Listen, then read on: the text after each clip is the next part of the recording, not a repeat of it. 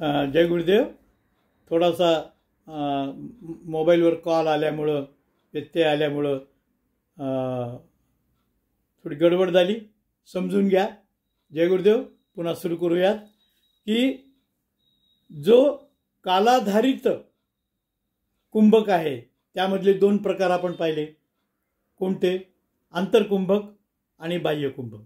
आंतरकुंभक म्हणजे श्वास आत घेतल्यावर रोखून ठेवणं.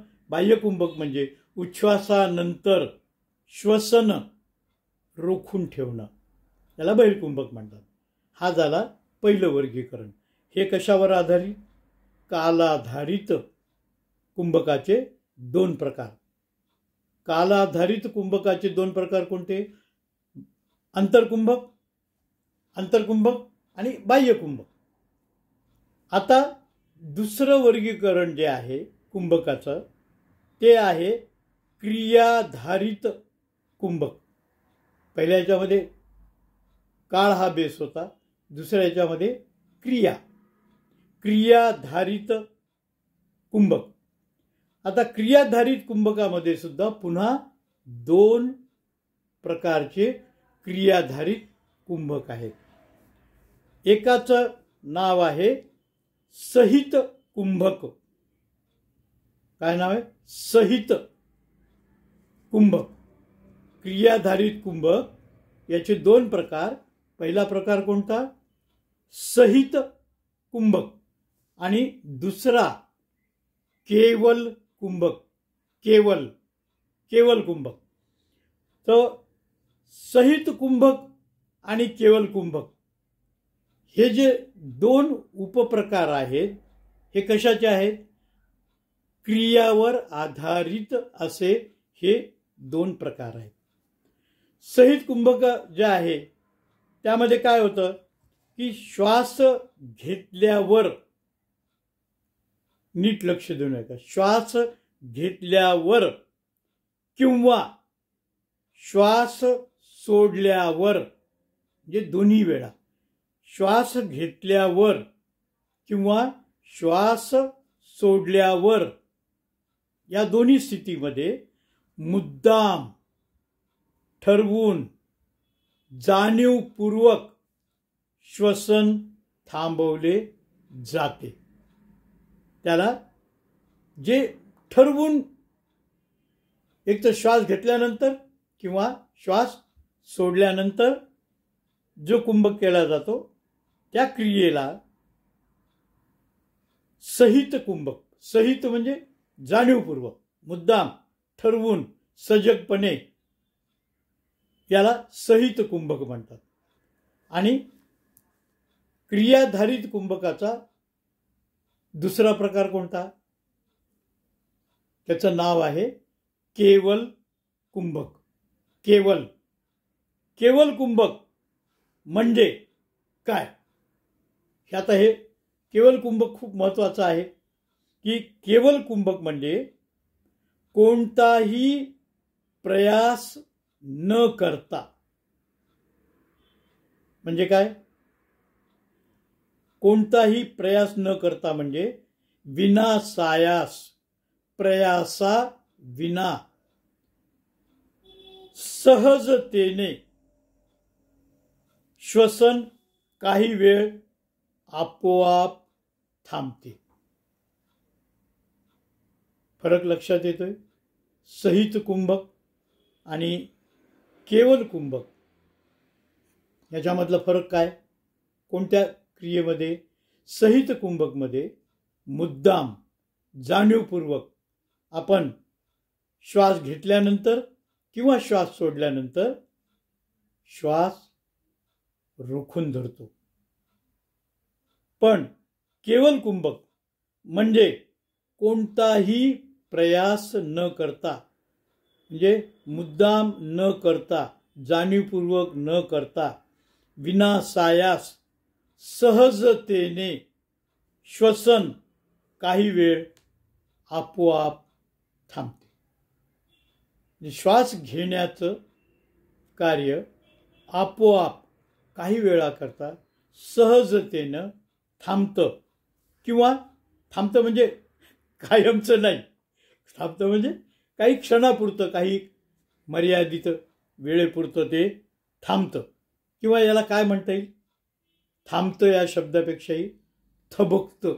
आपण जसं चालता चालता मध्येच थबकतो ना, काही क्षण थबकतो आणि मग पुढे चालू लागतो, तसं केवल कुंभकामध्ये आपलं श्वसन, आता हे दोन्ही, श्वसन म्हणजे काय, श्वास घेणे आणि श्वास सोडणे, हे आपोआप सहजपणे काय होतं, थबकतं.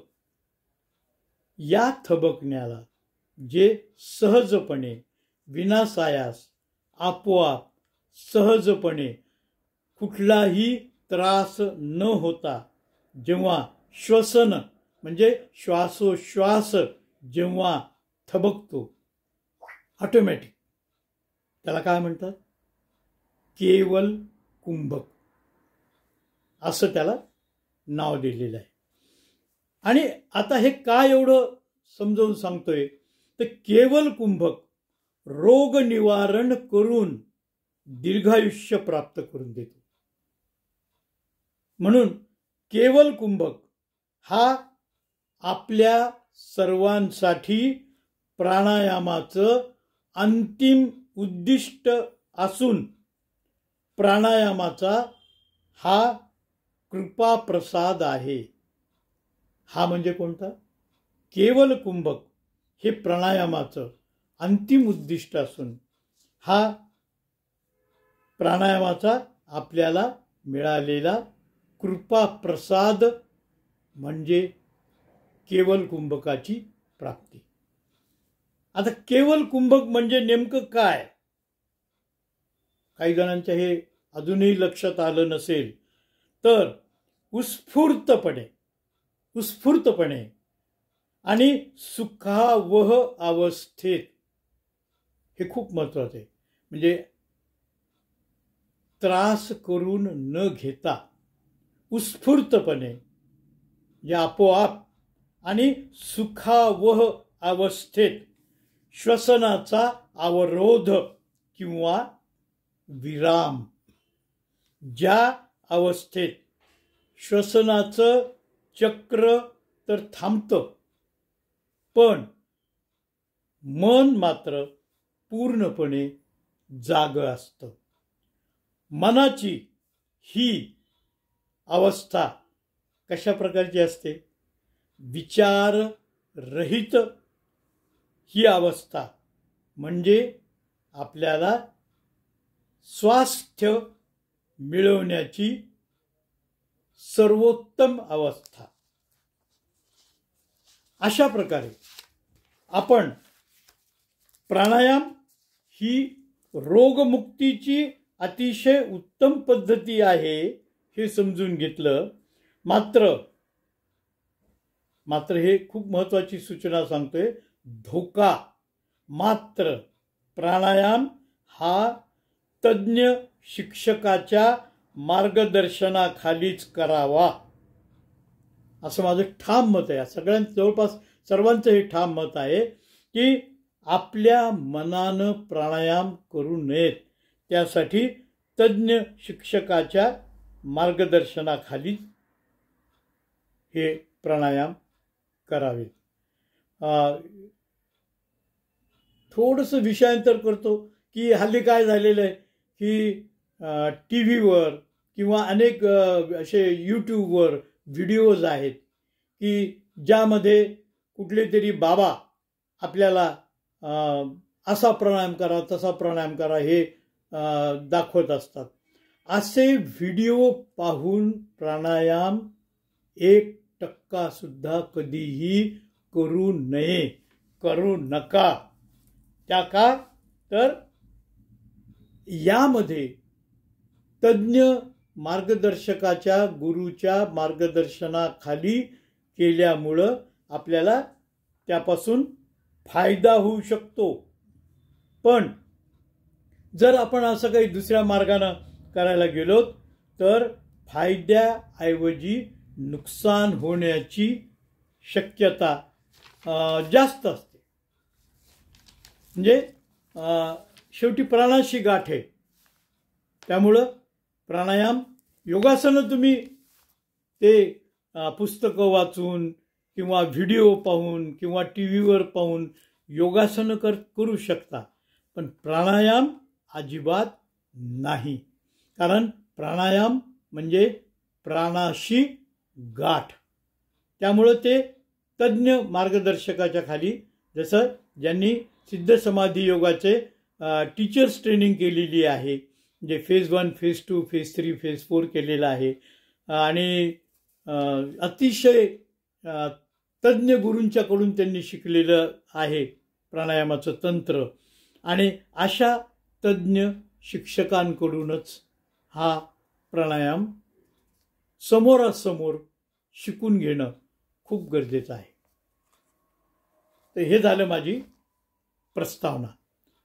आता आजचा जो आपला विषय आहे तो म्हणजे आपलं जे स्वास्थ्य आहे, आपली जी हेल्थ आहे, आपलं जे आरोग्य आहे, त्याचा आणि प्राणायामाच्या संबंधीचं थोडंसं विश्लेषण. या बाबतीमध्ये असं सांगता येईल, हे सांगत असताना मी थोडंसं एक खुलासा आपल्याला करू इच्छितो.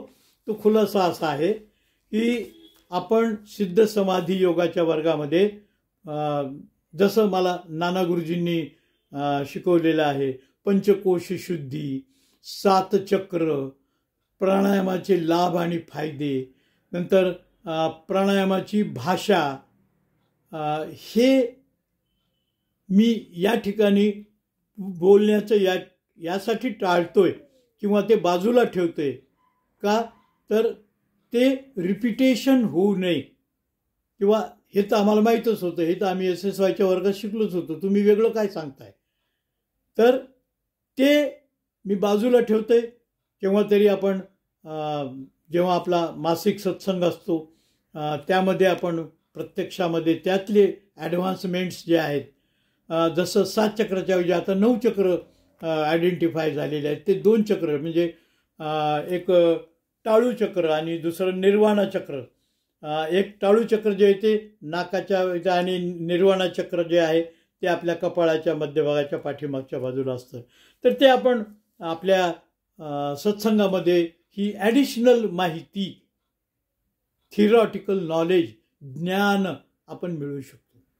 पण आज आपण काय पाहतोय, आज आपण माझा जो जीवात्मा आहे, माझ्यामधला म्हणजे ब्रह्मसूत्र, या 2, 3, 16 यातलं जे ब्रह्मसूत्र आपण मागच्या वेळी अनुभवलं, त्या ब्रह्मसूत्राला आपण असं समजून घेतलं होतं की जीवात्म्याचं अस्तित्व हे सर्वस्वी कशावर अवलंबून असतं. जीवात्म्याचं अस्तित्व हे कशावर अवलंबून असतं, तर आपल्या शरीराच्या अस्तित्वावर जीवात्म्याचं अस्तित्व अवलंबून असतं. त्यामुळं या शरीराच्या स्वास्थ्याकडे, आरोग्याकडे, जे स्वास्थ्य हा शब्द हेल्थ यासाठी वापरला जातो, की स्वास्थ्य आणि प्राणायाम या बाबतीमध्ये अगदी मी आपल्याशी काही ज्या गोष्टी मला असं वाटलं की आपल्याशी शेअर कराव्यात, ज्या आपल्याला माहीत आहेत त्या मी विस्तारानं सांगणार नाही, नुसतं टच करून त्याला स्पर्श करून पुढे जाणार आहे. आणि जे मला मुद्दे मांडायचे आहेत ते मुद्दे मी आपल्यासमोर आता मांडतो आहे. की प्राण ही काय आहे, प्राण ही जीवन ऊर्जा आहे. प्रा म्हणजे प्रधान म्हणजे मुख्य, आणि न म्हणजे ऊर्जा मोजण्याचं सर्वात लहान परिमाण. म्हणून प्राण ही पहिली प्रधान ऊर्जा आहे. ऊर्जा प्रवाहाचा आण्विक किंवा प्राथमिक प्रारंभ म्हणजे प्राण.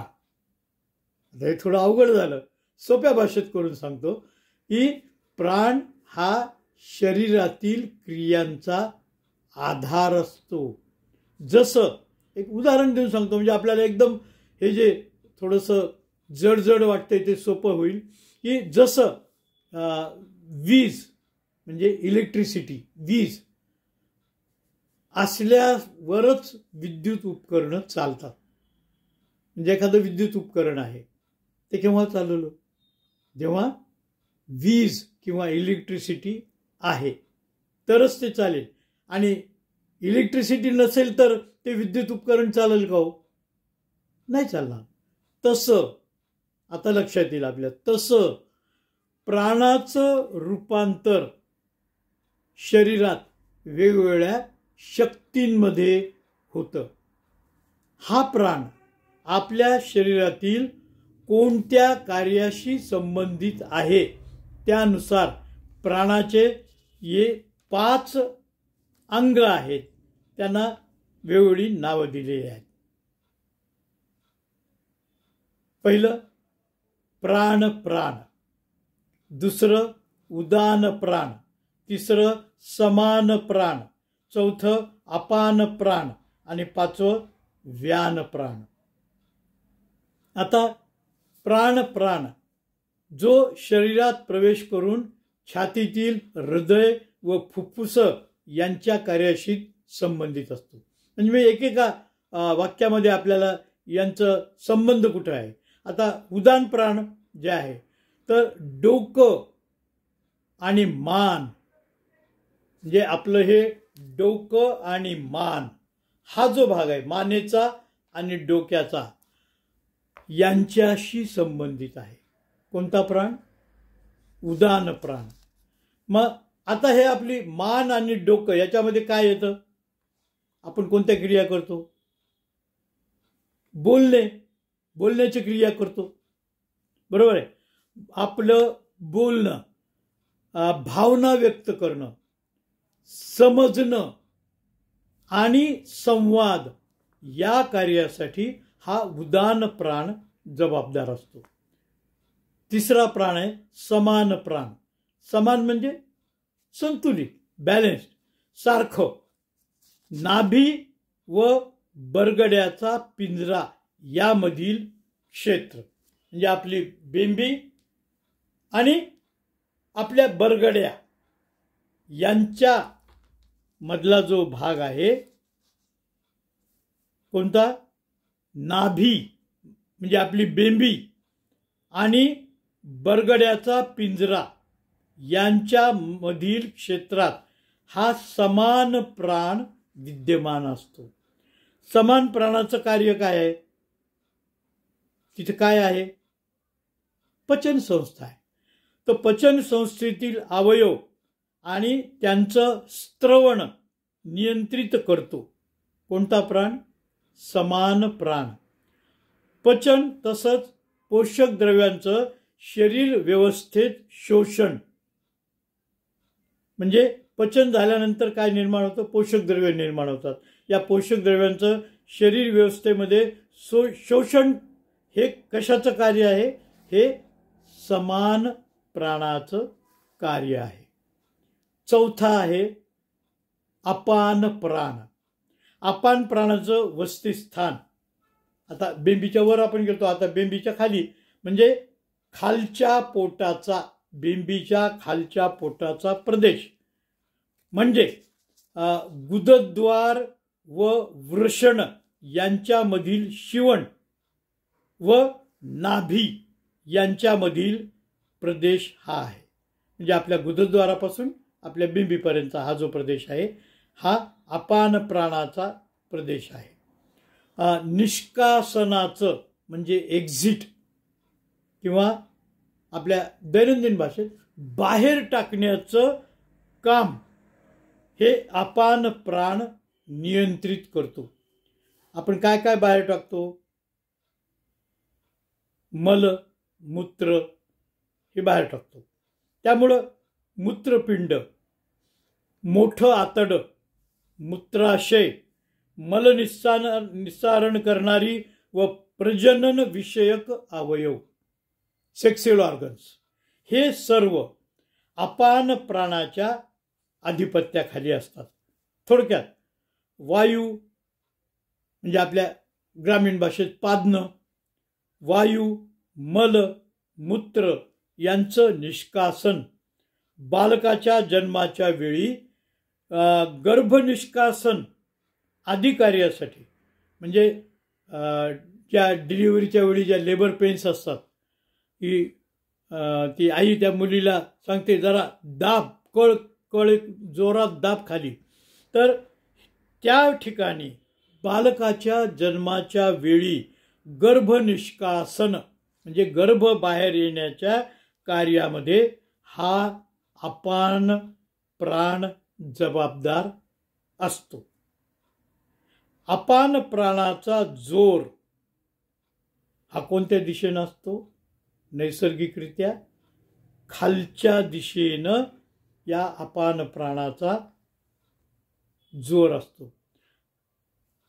आता शेवटचा प्राण, की ज्याला व्यान प्राण, व्यान प्राण असं म्हणलेलं आहे, पाचवा आणि शेवटचा प्राण व्यान प्राण. व्यान प्राणामुळे शरीरातील सर्व भागामध्ये ऊर्जेचं किंवा शक्तीचं वितरण होतं.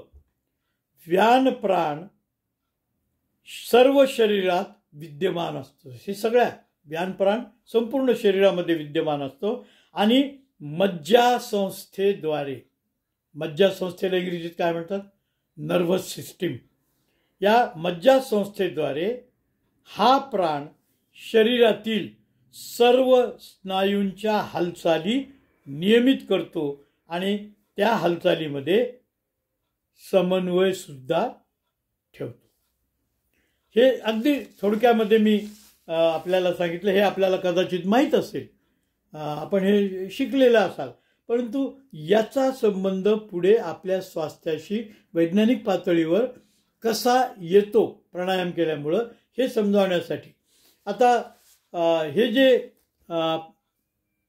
पंचप्राण आहेत, 5 प्राण आहेत, तर मुंज झाल्यानंतर जेव्हा जेवायला बसतो मुंजा, किंवा मुंज झाल्यानंतर सर्व मंडळी ज्यांची मुंज झालेली ती जेव्हा जेवायला बसते, तेव्हा चित्रावती घातल्यानंतर 5 आहुत्या, 5 छोटे छोटे भाताचे छोटे छोटे कण किंवा पोळीचा तुकडा एक एक छोटासा तोंडात घालत असताना ओम प्राणाय स्वाहा, ओम उदानाय स्वाहा, ओम समानाय स्वाहा, ओम अपानाय स्वाहा, ओम व्यानाय स्वाहा, आणि हे छोटे छोट्या आहुत्या दिल्या जातात या प्राणांना. त्याचा संदर्भ मला या ठिकाणी सहजपणे आठवला म्हणून मी तो आपल्याला सांगितला की हे पंचप्राण, हे 5 प्राण आपल्या आरोग्याला नीट ठेवण्यासाठी खूप त्यामध्ये समन्वय गरजेचा आहे. तो कसा आहे हेच आपण पाहणार आहोत. आता अंतर्गत व्यवहार काय चालतो हे पाहू. अंतर्गत व्यवहार प्राण व अपान. अपान प्राणाचा संबंध केवळ शरीराच्या खालच्या भागात चालणाऱ्या म्हणजे निस्सारणाच्या कार्याशीच नसतो, तर निस्सारणाच्या कार्यासाठी आवश्यक असणारी ऊर्जा देखील असते. म्हणून जरी अपान प्राण एक प्राणिक ऊर्जा, अपान प्राणाला काय म्हणतात? प्राणिक ऊर्जा. त्यामुळं प्राणिक रेकी हा सुद्धा प्रकार आहे. मी जे रेकी मास्टर झालो त्यामुळं मला ते माहीत आहे की एक प्राणिक ऊर्जा म्हणून आवश्यक असली तरी तो अपान प्राण स्वीकारला न जाता शरीरात राहून गेला. समजा गॅसेस वाढले, आपल्या गावरान भाषेत सांगायचं म्हणजे गॅसेस वाढलं तर काय होतं हे सगळ्यांना माहीत आहे. तर तो शरीरात राहून गेला तर तो मुख्य प्राणास विकसित होण्यासाठी काय करतो? मज्जाव करतो. म्हणून सर्व प्रकारच्या प्राणांची आवश्यकता असली तरी ते परस्परांशी कसे असायला हवेत? तर संतुलित, बॅलेन्स्ड असायला हवेत. आता आपण स्वास्थ्य किंवा हेल्थ आणि प्राणायामाचा संबंध कसा असायला हवा ते समजून घेऊ. चांगल्या स्वास्थ्यासाठी म्हणजे good health, for good health प्राण वाढवणे आणि अपान प्राण कमीत कमी करणे हे उद्दिष्ट असायला हवे. म्हणजे प्राण वाढवायचा आणि अपान प्राण कमी करायचा. अनेक कारणामुळं अपान प्राण जेव्हा शरीरामध्ये साचून राहतो त्या कारणांचं निवारण प्राणायामामुळं होतं, ज्यात हे अशुद्ध घटक कमी केले जाऊ शकतात. म्हणून प्राणायामाचं योगशास्त्र अपान प्राणास निष्कासित करण्यासाठी आपल्या शरीराला प्रशिक्षित करतं. म्हणजे काय करतं? ट्रेंड करतं की हे अपान प्राण निष्कासित करण्यासाठी आपल्या शरीराला प्रशिक्षित करतं, वळण लावतं ते बाहेर टाकण्याचं. त्यामुळं प्राणास शरीरात अधिक जागा मिळू शकते. प्राणायामामुळं प्राण शरीरात शिरून पेशीपर्यंत पाझरत जावा अशी शारीरिक अवस्था तयार होते. प्राण अधिक मात्रेनं शरीरात विद्यमान असल्यावर रोगप्रतिकारक शक्ती म्हणजे इम्युनिटी पॉवर सुधारते आणि त्यामुळंच व्याधीमुक्तीचं काम हे वेगामध्ये होऊ शकतं. आता मेंटल स्ट्रेस आणि डिसीजेस म्हणजे तणाव, शरीरावर आलेला असो की मनावर आलेला असो, तणाव, स्ट्रेस आणि आजार म्हणजे डिसीजेस, याबद्दल आपण थोडंसं वैज्ञानिक स्पष्टीकरण पाहू की जेव्हा आपण मनाच्या गरजांकडे दुर्लक्ष करतो, ज्या मनाच्या गरजा आहेत त्या गरजांकडे आपण जेव्हा दुर्लक्ष करतो तेव्हा आपण आजारांना बळी पडतो. आता या मनाच्या गरजा कोणत्या आणि अशा कोणत्या गरजा आहेत की ज्याकडे आपण दुर्लक्ष केलं तर आपण आजारी पडतो? कोणत्या अशा मनाच्या गरजा आहेत? तर या दोन गरजा मनाच्या आहेत. जर आपण या मनाच्या दोन गरजांकडे दुर्लक्ष केलं तर आपण विविध आजारांना बळी पडतो. आता या दोन गरजा कोणत्या? पहिली, भावना व्यक्त करणं ही मनाची गरज आहे. आणि जर एखादी व्यक्ती भावना व्यक्त करत नसेल म्हणजे काय होतं? भावना व्यक्त न करणं म्हणजे आतल्या आत घुसमटत राहणं, बरोबर? तर यामुळं या भावना व्यक्त करण्याकडे जर दुर्लक्ष झालं तर आपण आजारांना बळी पडतो. हे पहिलं कारण. मनाची गरज आहे भावना व्यक्त करायच्या. आणि ह्या भावना आपण कोणाजवळ व्यक्त करतो?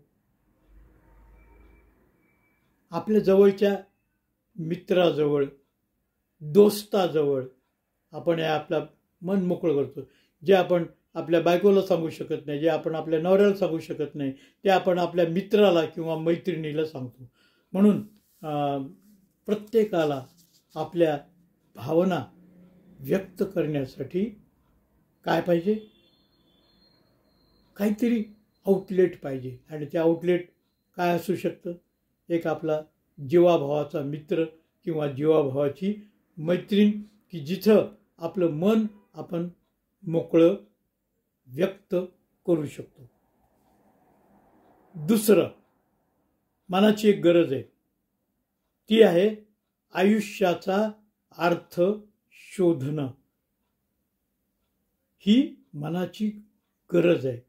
आयुष्याचा अर्थ शोधणं की कशाला या पृथ्वी तलावर जन्माला आलो, माझ्या येण्याचा हेतू काय, माझ्या येण्याचा उद्देश काय, माझ्या जीवनाचा अर्थ काय, हे शोधणं ही मनाची गरज आहे. आणि जर इकडे दुर्लक्ष झालं तर माणूस आजाराला बळी पडतो.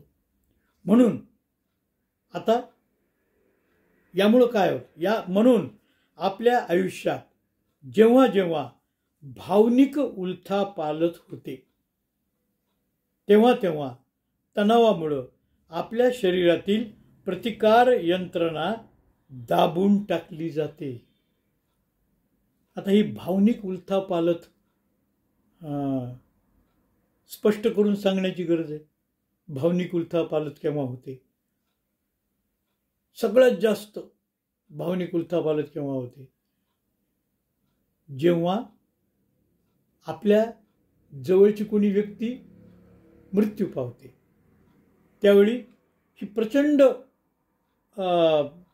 भावनिक उलथापालथ आपल्यामध्ये होते. आणि त्या भावनिक उलथापालथीमुळं आपल्या शरीरामध्ये, मनावर आणि शरीरावर काय निर्माण होतो? तणाव, स्ट्रेस निर्माण होतो.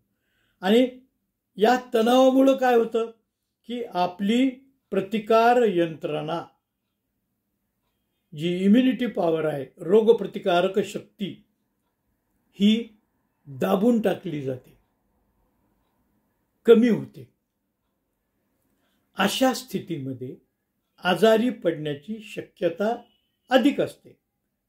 अशा प्रकारे तणाव व त्याच्याशी निगडित भावनिक अवस्था आजाराला कारणीभूत ठरतात. यासाठी आपल्याला मज्जासंस्थेची थोडी माहिती असली पाहिजे.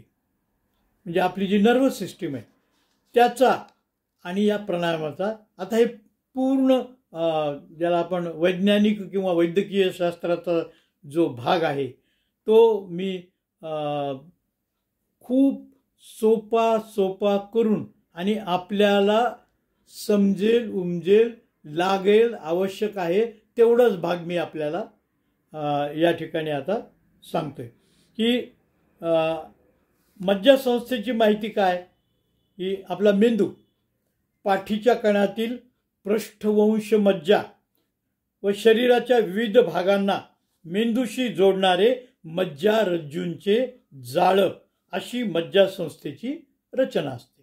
एवढं पुरेसं आहे आपल्याला. कार्याच्या दृष्टीनं मज्जासंस्थेचे 2 भाग पडतात. एकाला म्हणतात दैहिक मज्जासंस्था. दैहिक म्हणजे देहाशी संबंधित, दैहिक, देह या शब्दापासून दैहिक, आणि याला इंग्रजीत काय म्हणतात? सोमॅटिक. दैहिक मज्जासंस्था. आणि दुसरं विदैहिक म्हणजे ऑटोनॉमिक मज्जासंस्था. दैहिकतेचं उदाहरण म्हणजे ज्या मज्जासंस्था आहेत जे सोमॅटिक आहे, म्हणजे देहाशी संबंधित मज्जासंस्था आहेत, म्हणजे आपलं चालणं, लिहिणं, टाईप करणं इत्यादी क्रिया, की ज्यामध्ये शरीराच्या सायास क्रिया नियंत्रित करता येतात. आता आपण पाहू विदैहिक म्हणजे अनायास किंवा क्रिया, किंवा त्याला आपण नाही नियंत्रित करू शकत. अनायास क्रिया म्हणजे अशा क्रिया ज्यावर सजग नियंत्रण ठेवता येत नाही. जसं की पचन आहे, आपण मगाशी पाहिलं. पचन, श्वसन, मलमूत्र विसर्जन, हृदयाची धडधड, चयापचयाचे प्रमाण व शरीरातील आम्लतेचे प्रमाण म्हणजे ॲसिडचं प्रमाण, घाम येणं, आतड्यांची सर्पसदृश्य हालचाल होणं वगैरे वगैरे, हे काय आहे? हे वैदेहिक मज्जासंस्थेचं हे उदाहरण आहे. आता ही विदैहिक मज्जासंस्था, याचे पुन्हा 2 उपसंस्था आहेत. पहिली आपण काय पाहिली? सोमॅटिक म्हणजे दैहिक. दुसरा प्रकार कोणता? वैदेहिक म्हणजे ऑटोनॉमस. आता हे जे वैदेहिक ऑटोनॉमस नर्वस सिस्टीम आहे, या विदैहिक मज्जासंस्था आपलं कार्य 2 उपसंस्थांद्वारे करतात. म्हणजे विदैहिक मज्जासंस्थेचे पुन्हा 2 उपसंस्था. आता हे महत्त्वाचं आहे. हे कशामुळे? तर हे आपण थोडंसं शरीरशास्त्र समजून घेतलं ना, तर आपण वैज्ञानिक दृष्टिकोनातून कसं या प्राणायामाकडे पाहावं हे मी आपल्याला आज समजावून सांगतोय. की विदैहिक मज्जासंस्था 2 उपसंस्थाद्वारे कार्य करतात. पहिल्या प्रकाराला म्हणतात अनुकंपी मज्जासंस्था. काय नाव आहे? अनुकंपी मज्जासंस्था. आणि दुसरं आहे परानुकंपी मज्जासंस्था. आता याच्यामध्ये अनुकंपी म्हणजे याला इंग्रजीमध्ये काय म्हणतात? सिम्पॅथेटिक अनुकंपी, सिम्पॅथेटिक नर्वस सिस्टीम. आणि परानुकंपी पॅरासिम्पॅथेटिक नर्वस सिस्टीम. सिम्पॅथेटिक आणि पॅरासिम्पॅथेटिक.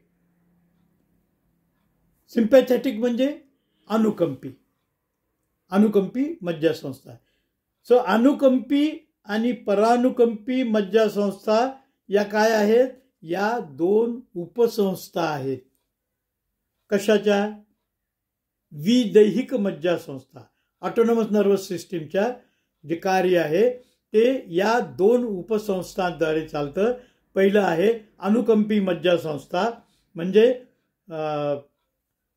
ज्यामध्ये आपण सिम्पॅथेटिक नर्वस सिस्टीम असं इंग्रजीत म्हणतात, आणि परानुकंपी म्हणजे पॅरासिम्पॅथेटिक नर्वस सिस्टीम. आता लक्षपूर्वक ऐका की विदैहिक मज्जासंस्था ज्या अवयवांवर नियंत्रण ठेवतात त्या अवयवांवर या 2 उपसंस्था, नीट लक्षात घ्या की ज्या अवयवांवर विदैहिक मज्जासंस्था नियंत्रण ठेवतात त्या अवयवांवर या 2 उपसंस्था म्हणजे कोणत्या? अनुकंपी आणि परानुकंपी मज्जासंस्था या परस्पर विरोधी परिणाम साधत असतात. आता हे अनुकंपी आणि परानुकंपी म्हणजे विदैहिक मज्जासंस्था, ऑटोनॉमस नर्वस सिस्टीम कार्य करते आहे. तर त्याच्या ज्या कार्य आहे ते या 2 उपसंस्था ज्या एकमेकांच्या विरुद्ध काम करत असतात. म्हणजे कसं? ही अनुकंपी मज्जासंस्था निसर्गतःच उत्तेजक असतात, उत्तेजना वाढवणारे असतात. उदाहरणार्थ आणीबाणीच्या वेळी लढा किंवा पळ काढा असा प्रतिसाद आपल्याला स्फुरतो तो याच अनुकंपा मज्जासंस्थेमुळे. तर परानुकंपा मज्जासंस्था तणावाच्या या परिणामांना मोकळं व शांत करते आणि पूर्ववत सामान्य स्थितीत आणते. आता हे जरा अजून सोपं करून सांगतो आपल्याला की याचा प्राणायामाशी वैज्ञानिक पातळीवर, वैद्यकीय पातळीवर प्राणायाम नेमका या 2 उपसंस्था ज्या आहेत ज्या परस्पर विरोधी आहेत, एक उत्तेजक आहे तर दुसरी त्याच वेळी त्या अवयवांना शांत करणारी आहे. याची काही उदाहरणं मी आपल्याला सांगतो. म्हणजे हा भाग आपल्याला लक्षात काय ठेवायचं आहे? अनुकंपी मज्जासंस्था आणि परानुकंपी मज्जासंस्था. अनुकंपी काय करते? उत्तेजना वाढवते. परानुकंपी मज्जासंस्था काय करते? उत्तेजना कमी करते. आता काही आपण एक 4-5 उदाहरणं मी आपल्याला सांगतो. आता मी तुम्हाला अनुकंपी मज्जासंस्थेचं उदाहरण सांगतो. तुम्ही मला परानुकंपी मज्जासंस्था म्हणजे पॅरासिम्पॅथेटिक नर्वस सिस्टीम नेमकं याच्या विरुद्ध काय काम करते. आता मी पहिलं उदाहरण तुम्हाला देतो की अनुकंपी मज्जासंस्था आपल्या हृदयाची गती वाढवतात, उत्तेजित करतात. म्हणजे हृदयाची गती वाढवतात. आता मला सांगा तुम्ही स्वतः विचार करून की परानुकंपी मज्जासंस्था याच्या विरुद्ध काय काम करत असेल? ही हृदयाची गती वाढवते. कोण? अनुकंपी मज्जासंस्था. तर परानुकंपी मज्जासंस्थाचं काय काम आहे? त्याच्या परस्पर विरोधी आहे. ही गती वाढवते तर परानुकंपी काय करते? म्हणजे पॅरासिम्पॅथेटिक नर्वस सिस्टीम काय करते? हृदयाची गती कमी करते. अनुकंपी वाढवते, परानुकंपी कमी करते. काय कमी करते? हृदयाची गती कमी करते. नंबर 2. आता याच्यात मी खूप उदाहरणं आहेत. ते उदाहरणं सांगत बसलो तर मग आपला खूप वेळ यामध्ये जाईल. म्हणून हा भागसुद्धा आपण थांबून, कारण जवळपास 42 मिनटं झालेली आहेत. हा एवढा मी 5 पूर्ण करतो आणि मग पुढचा भाग आपण लगेच मी रेकॉर्डिंग करतो आणि हे थांबून पार्ट 3 पार्ट 3C मी यामध्ये करतोय. तत्पूर्वी आपण हे 5 उदाहरणं, कारण याच्यावर आपल्याला प्राणायामाचं शास्त्रीय, वैज्ञानिक, वैद्यकीय शास्त्राच्या दृष्टीनं आतमध्ये नेमके काय वैज्ञानिक पातळीवर बदल घडतात, जे मोजता येतात, जे मोजले गेलेले आहेत, ज्याचा अभ्यास झालेला आहे, ते मी आपल्याला पुढच्या भागामध्ये सांगतो. आता आपण हे उदाहरण घेऊ. आता अनुकंपी मज्जासंस्थेचं दुसरं उदाहरण तुम्हाला सांगतो. मजा येते का हो? करमतंय का? आपल्याला हे कामाचं आहे. अनुकंपी मज्जासंस्था आणि परानुकंपी मज्जासंस्था या 2 उपसंस्था कशाच्या आहेत? विदैहिक मज्जासंस्थेच्या, म्हणजे ऑटोनॉमस. 2 प्रकारच्या मज्जासंस्था, एक दैहिक म्हणजे सोमॅटिक आणि दुसरं विदैहिक म्हणजे ऑटोनॉमस. तर या विदैहिकचे कार्य पुन्हा 2 उपसंस्थाद्वारे चालतात, ज्या उपसंस्था एकमेकाच्या परस्पर विरोधी कार्य शरीरामध्ये करत असतात. हे समजून घेतलं तर प्राणायामामुळं नेमके काय आपल्या शरीरामध्ये वैज्ञानिक पातळीवर, वैद्यकीय पातळीवर रोगमुक्तीसाठी, उत्तम स्वास्थ्यासाठी आपल्याला कशी मदत होते हे आपण आता वैज्ञानिक पातळीवर समजून घेतोय. म्हणून दुसरं उदाहरण मी आता अनुकंपेचं आपल्याला सांगतो आणि आपल्यावर अशी जबाबदारी टाकतो की आपण परानुकंपीचं कार्य सांगायचं, जे या अनुकंपीच्या विरुद्ध आहे. अनुकंपी मज्जासंस्था रक्तवाहिन्या आकुंचित करतात. तर परानुकंपी मज्जासंस्था काय करतात? अनुकंपी रक्तवाहिन्या आकुंचित करतात. परानुकंपी मज्जासंस्था रक्तवाहिन्या मोकळ्या करतात.